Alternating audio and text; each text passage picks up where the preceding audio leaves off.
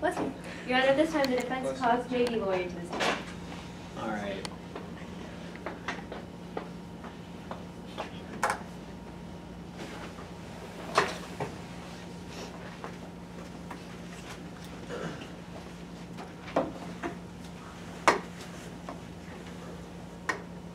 Permission to proceed? Yes.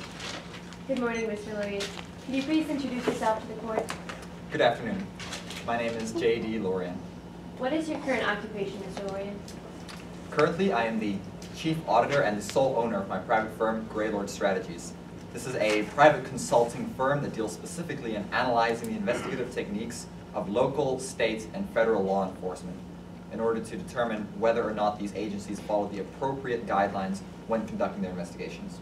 What sort of education do you have to qualify you for this position? First of all, I have a bachelor's in science and applied mathematics from Johns Hopkins University. After graduating from Johns Hopkins, I went on to receive my JD from the University of Virginia Law School. And lastly, I received my master's in law from Harvard University. What sort of relevant work experience do you have for your field? Before beginning work at Greylord Strategies and founding that firm, I worked for 25 years at the FBI. Specifically, I worked in undercover operations, not unlike the one that Detective Keenan conducted in today's case. And Mr. Lorien, how are you involved in today's case?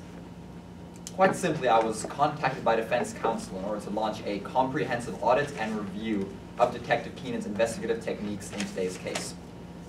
I wanted to determine whether or not he upheld all of the principles that are necessary to conduct an effective and safe investigation. Did you have sufficient facts and data to conduct this investigation? I did. I began by filing a Freedom of Information Act request against the Midland State Police Department. I used that in order to obtain all of the relevant documentation relating to Detective Keenan's use of investigative techniques during today's case. I then later was able to obtain Detective Keenan's own affidavit, as well as evidence and exhibits of correspondence between Detective Keenan and the other important individuals in today's case, particularly Miss Ava Bancroft and Corey Hyde. Are there reliable principles and methods in your field of work to analyze these sorts of documentation? There are indeed. In my field, it is standard practice to use a set of undercover guidelines that were approved and standardized by the Attorney General of the United States in order to analyze all documentation collected from local, state, and federal law enforcement agencies. And were you able to successfully apply the Attorney General's guidelines to the facts and data of today's case? Yes. Just as I have been doing for nearly a decade at Greylord Strategies, I was successfully able to use these sets of appropriate undercover guidelines in order to analyze all of the information I received from the MSPD. Let's talk about your investigation. Was Detective Keenan the only undercover officer in today's case? From all the documentation I reviewed, Detective Keenan was not the sole officer who worked on this case. However, he did conduct the bulk of the police work in the actual investigation, and he is chiefly responsible for the outcomes and the methodology used in the investigation. So let's talk about Detective Keenan's investigation specifically then. How did you begin investigating his undercover operation? I began as I always do. I created a checklist of all the appropriate guidelines from the Attorney General's set of guidelines that I thought would be necessary to conduct a safe and effective investigation in today's case. Your Honor, may the witness step down and use a demonstrative of the Attorney General's guidelines? Yes, you may.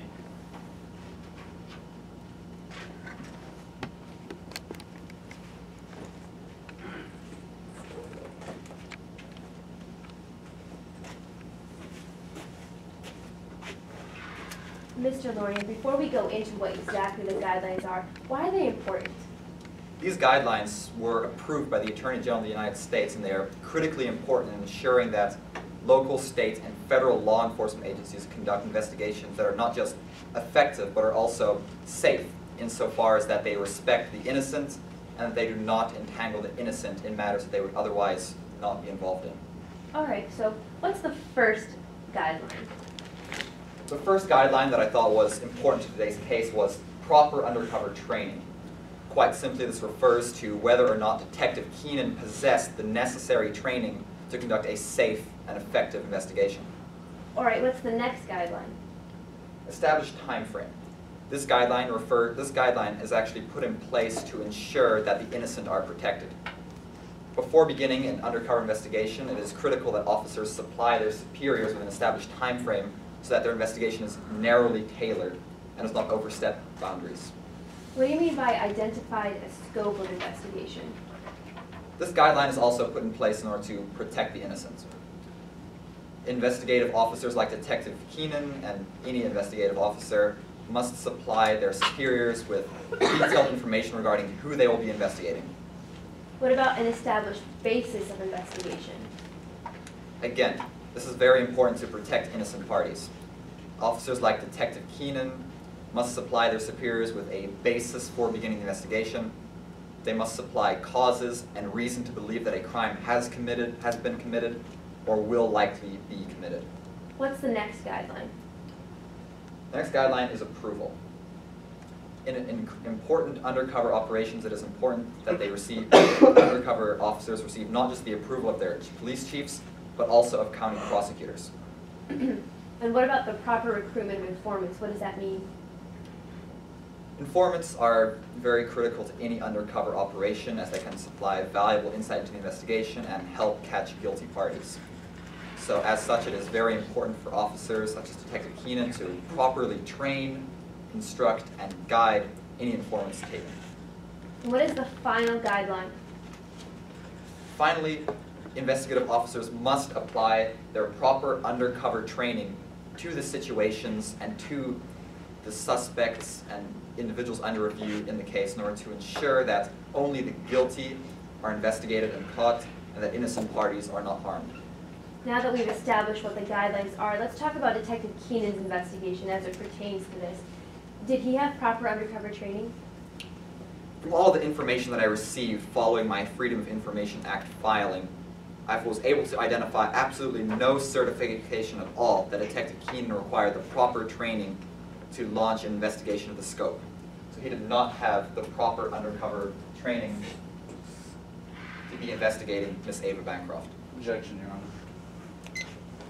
Objection to improper opinion. This witness can definitely testify to what he found, but him saying that Officer Keenan did not have that training is an improper opinion. May I respond, Your Honor? You may. The witness said that in his search for documentation, he did not find that Detective Keenan had proper training. He didn't say that Detective Keenan wasn't proper training, but rather that there was no record, and therefore, that's what the witness was testifying to. Okay, what's your response to that? He did say what opposing counsel just said, but on the latter half of his statement, he said, therefore, Officer Keenan did not have that training. The witness cannot testify to that.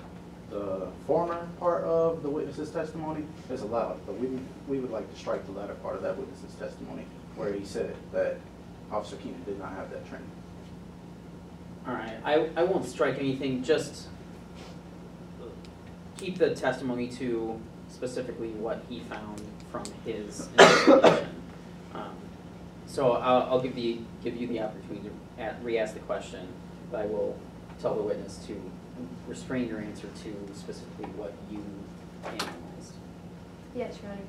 So, Mr. Lorien, did you find that Detective Keenan was properly trained for undercover operations? From all the documentation I reviewed, I found no indication whatsoever that Detective Keenan possessed the training that is typically thought to be consistent with what is needed to carry out an effective investigation. Did you find that Detective Keenan had an established time frame? Again, I looked at the documentation from before the investigation, and there was absolutely no record that Detective Keenan supplied his superiors with any definitive timeline as to when the investigation was intended to take place. Did Detective Keenan identify the scope of his investigation? Detective Keenan failed to indicate to his superiors any scope of the investigation. He did not identify any specific parties, entities, or organizations that would be the target of his investigation. So he failed in this critical guideline.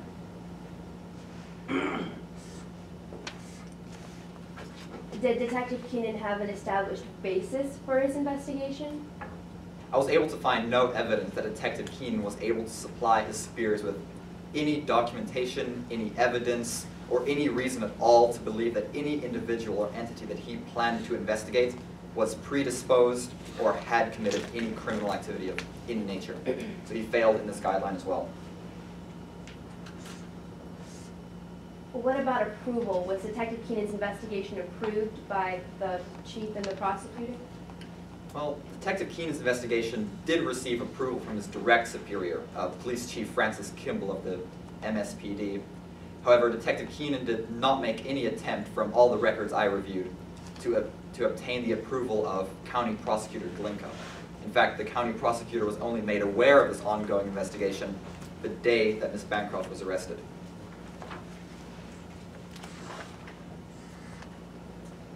Did Detective Keenan properly recruit any informants in today's case? There was one informant in today's case that we looked into, that was Corey Hyde.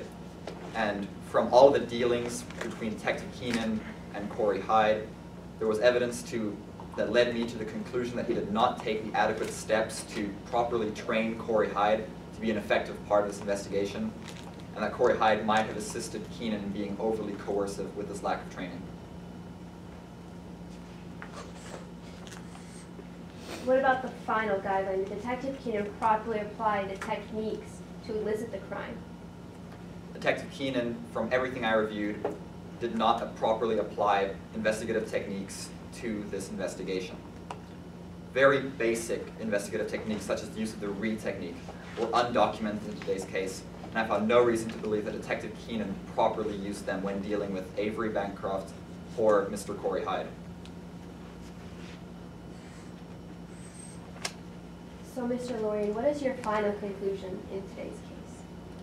Based on all of the documentation that I reviewed relating to today's case, I can say that Detective Keenan categorically failed in every single one of the FBI's undercover guidelines for launching an effective and safe investigation. He failed to document any reason for why Avery Bancroft would be predisposed to commit any form of criminal activity. He did not obtain the proper authority or file the proper paperwork to begin this investigation in the first place. And in all of his dealing, and in many of his dealings with the defendant and with his informants, he was, I have reason to suspect that he was overly coercive, and this bribe could have been an invention solely on Detective Keenan's part. Thank you, Mr. Lorien. At this time, I have no further questions, Your Honor. All right. Take it down. Yeah, you can take it.